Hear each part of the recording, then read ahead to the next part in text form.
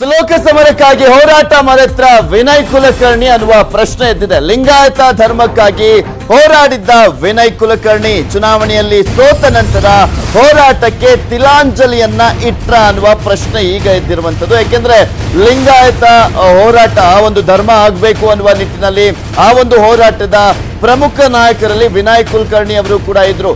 ಇತ್ತೀಚೆಗೆ ಹೋರಾಟ ಅಪ್ರಸ್ತುತ ಅಂತ ಹೇಳಿದ್ರು ವಿನಯ್ ಕುಲಕರ್ಣಿ ಅವರು.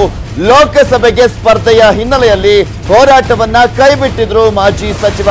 ವೀರಶೈವ ಲಿಂಗಾಯತರ ಮತವನ್ನ ಸೆಳೆಯಲು ವಿನಯ್ ಕುಲಕರ್ಣಿ ರಣತಂತ್ರವನ್ನ ಮಾಡ್ತಾ ಇದ್ದಾರೆ.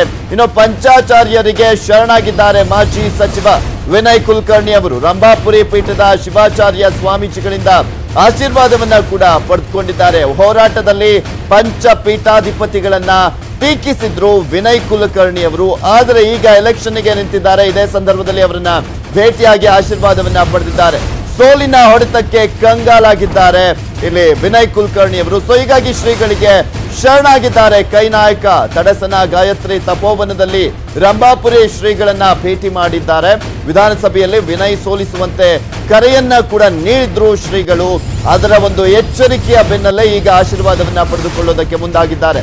ಮುನಿಸನ್ನ ಮರೆತು ಆಶೀರ್ವದಿಸಿದ್ದಾರೆ ರಂಭಾಪುರಿ ಶ್ರೀಗಳು. ಭಾರಿ ಸಂಚಲನವನ್ನ ಮೂಡಿಸಿದೆ ವಿನಯ್ ಕುಲಕರ್ಣಿ ಅವರ ನಡೆ. ವೀರಶೈವ ಲಿಂಗಾಯತರ ಮತವನ್ನ ಸೆಳೆಯಲು ವಿನಯ್ ಕುಲಕರ್ಣಿ ಅವರು ರಣತಂತ್ರವನ್ನ ಹೆಣೆದಿದ್ದಾರೆ.